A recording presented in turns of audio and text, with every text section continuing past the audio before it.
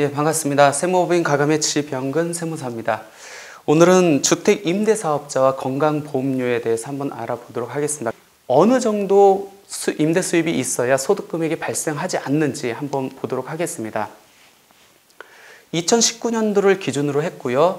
우리가 2019년부터는 주택임대사업자 등록 시에는 필요경비가 70%, 등록하지 않았을 때는 50%가 적용이 되고, 또 주택 외 임대소득을 제외한 종합소득금액이 2천만 원 이하일 경우에는 공제금액이 임대사업 등록을 했으면 400만 원, 임대사업 등록을 하지 않았으면 200만 원이 적용됩니다. 그러면 주택임대사업 등록을 했었을 때 소득금액이 0이 되기 위해서는 총수익금액이 얼마여야 되느냐 보시면은 1,333만 3,333원 였을 때 소득금액이 0이 됩니다. 왜 그러냐면 필요경비가 70%가 적용되고 주택임대소득을 제외한 종합소득금액이 2천만 원 이하이기 때문에 400만 원이 적용되죠. 그렇기 때문에 주택임대사업 등록 시에는 1,333만 3,303원까지는 별도로 피부양자에서 그대로 남아있을 수 있다라고 보시면 될 것 같고, 주택임대사업자를 등록하지 않았을 경우에는 우리 필요경비가 50%밖에 안 되고 공제금액도 200만 원밖에 공제가 안 되죠. 따라서 총수익 금액이 400 이하여야 소득금액이 발생하지 않습니다. 그럼 한번 정리를 해보겠습니다. 내가 주택임대사업자로 등록을 했어요. 그리고 2천만 원 이하 분리과세 대상자입니다. 그럴 경우에는 연 1,333만 원, 그러니까 월로 따지면 한 111만 원 정도 될 겁니다. 까지는 소득금액이 발생하지 않습니다. 그래서 소득세 및 건강보험료를 납부하지 않아도 되지만 이 금액을 초과했을 경우에는 소득금액이 발생하게 돼서 소득세 및 건강보험료를 납부해야 됩니다. 내가 주택임대사업자로 등록하지 않았습니다. 그럴 경우에는 연 임대소득이 400만 원, 월로 따지면 한 33만 원 정도 될 겁니다. 여기까지는 소득금액이 발생하지 않아 소득세 및 건강보험료를 납부하지 않아도 되지만 이 금액을 초과했을 경우에는 소득세 및 건강보험료를 납부해야 됩니다. 그러면 주택임대소득금액을 제외한 종합소득금액이 2천만 원을 초과하는 분리과세 대상 주택임대소득자는 어떻게 되겠습니까? 이때는 공제금액을 적용하지 않죠. 즉 주택임대사업 등록 시 400만 원 공제를 해주고 등록을 안 해줬을 때 200만 원 공제를 해주는, 이게 적용이 안 되잖아요. 따라서 무조건 소득금액이 발생하게 되고 이에 따라 건강보험료를 별도 부과를 해야 됩니다. 이번에는 2천만 원 초과 종합과세 대상자 건강보험료 한번 볼까요? 지금도 마찬가지고 향후적으로 마찬가지고 2천만 원을 초과했을 경우에는 합산과세 하도록 되어 있죠. 물론 2천만 원 초과할지라도 분리과세 대상자와 동일하게 여러 가지 세제 혜택은 적용받을 수 있습니다. 하지만 건강보험료 감면 혜택은 적용받지 못합니다. 따라서 현재 직장 가입자이면서 주택 임대소득 금액이 2천만 원을 초과한다라고 했었을 경우에는 직장 가입자의 급여의 소득 금액이 3,400만 원을 초과하면은 소득월액 보험료가 추가로 과세가 될 거 아닙니까? 근데 그 이하면은 급여에서 건강보험료를 부과하고 있기 때문에 별도 추가 보험료는 발생하지 않는다.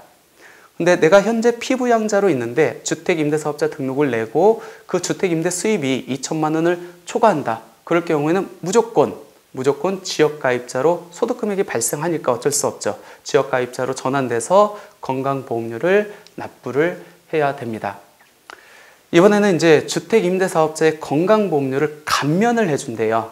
내야 될 금액에서 깎아준다는 겁니다. 근데 모두 다 주택임대사업자를 등록한 사람 모두 다 이렇게 감면 혜택을 주는 건 아니고 2천만 원 이하의 주택임대사업자들한테만 적용을 해주겠다는 겁니다. 그래서 2020년 12월 31일까지 주택임대사업자로 등록한 연 2천만 원 이하의 분리과세 대상 주택임대사업자에 한해서 의무임대 기간 동안 건강보험료를 단기임대로 했을 경우에는 40%, 장기임대로 했을 경우에는 80%를 감면을 해주고 연 2천만 원이 초과될 경우에는 현재도 건강보험료가 정상적으로 부과가 됐죠. 그래서 별도 2천만 원 초과할 경우에는 감면을 적용해주고 있지 않습니다.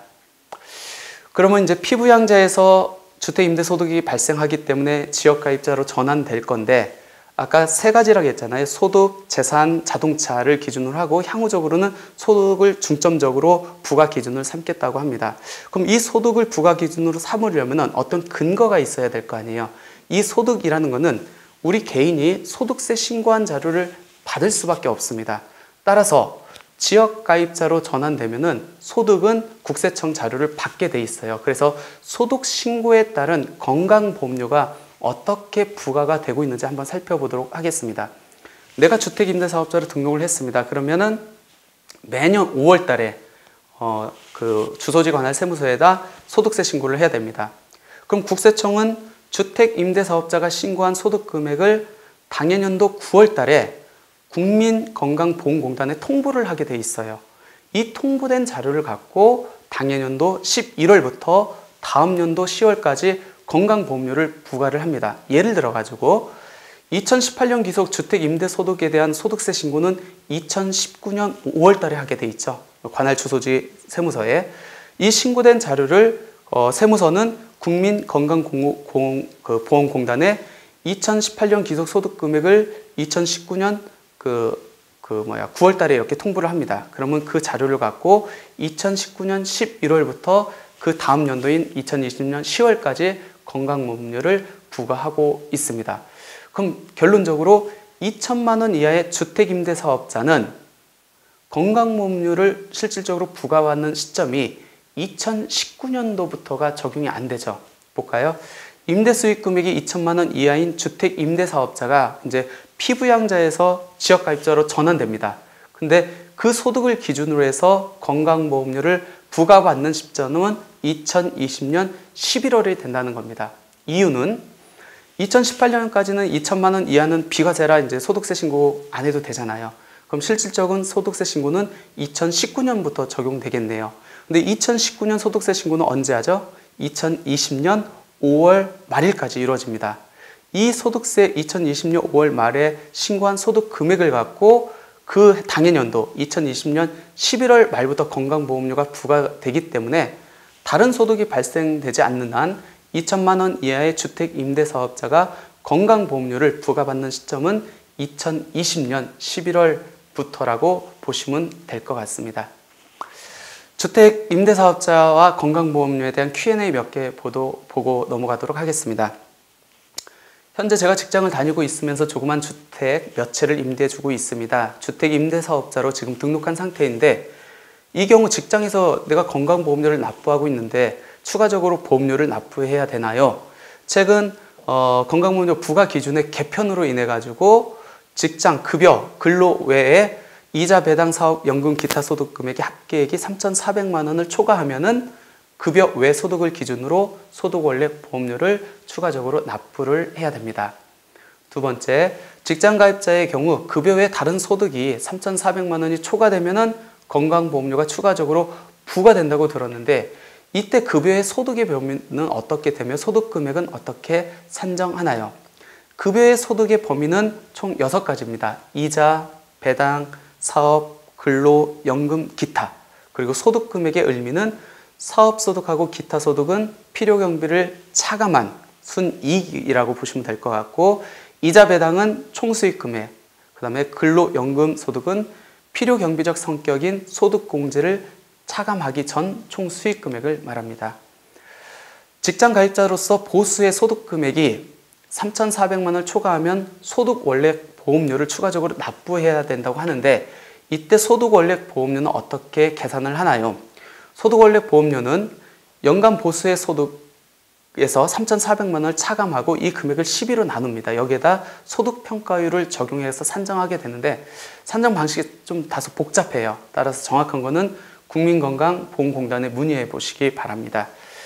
재산세 과세 표준이 9억 원을 초과하거나 5억 4천만 원 초과 9억 원 이하이면서 이자 소득 금액 등이 1천만 원을 초과할 경우에는 이제 피부양자에서 지역가입자로 전환되죠.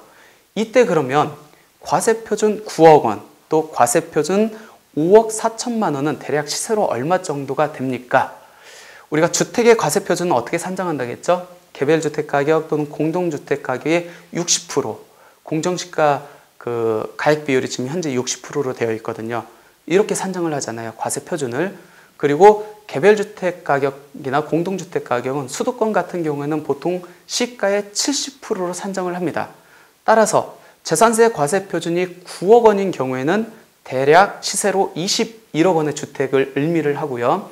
재산세 과세 표준이 5억 4천만 원인 경우에는 대략 시세로 한 13억 정도 주택을 의미한다고 이해하시면 될 것 같습니다. 2019년부터 2천만 원 이하의 주택 임대 소득에 대해서도 소득세를 납부해야 된다고 들었는데, 그럼 2019년부터 바로 건강보험료를 납부해야 됩니까? 우리 2019년 기속 소득세 신고는 언제 한다고요? 2020년 5월 31일. 그걸 근거로 해가지고 그 해년도 11월부터 부과가 되기 때문에 2천만 원 이하 주택 임대 소득에 대한 건강보험료는 2019년부터 비과세가 제외가 된다 할지라도 2020년 11월부터 부과가 된다라고 보시면 될 것 같습니다.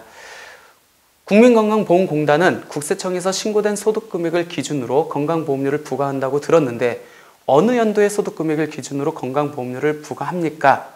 건강보험료는 전년도 귀속분 소득금액을 당해년도 11월부터 다음 연도 10월까지 부과를 하고 있습니다. 따라서 2018년 귀속분 소득금액을 기준으로 다음 연도 2019년 11월부터 그 다음 연도인 2020년 10월까지 건강보험료를 부과하고 있습니다. 마지막으로 주택임대사업자로 등록한 상태인데 현재처럼 피부양자로 계속 남아있을 수 있는 방법은 없을까요? 사업자 등록이 되어 있으면 피부양자로 남아있을 수 있는 방법은 유리한 게 뭐죠? 결손이거나 소득금액이 제로여야 됩니다. 그렇지 않고 소득금액이 1원이라도 발생하면은 피부양자에서 지역가입자로 전환돼서 건강보험료를 납부해야 됩니다. 예, 여기까지 해가지고 주택임대사업자와 건강보험료를 한번 정리를 해보았습니다. 내용이 다소 조금 어렵고 복잡해 보일 수 있는데 한번 몇 번 이렇게 들어보시면 대충 큰 틀은 이해하지 않을까 생각됩니다. 예, 이상 강의를 마치겠습니다.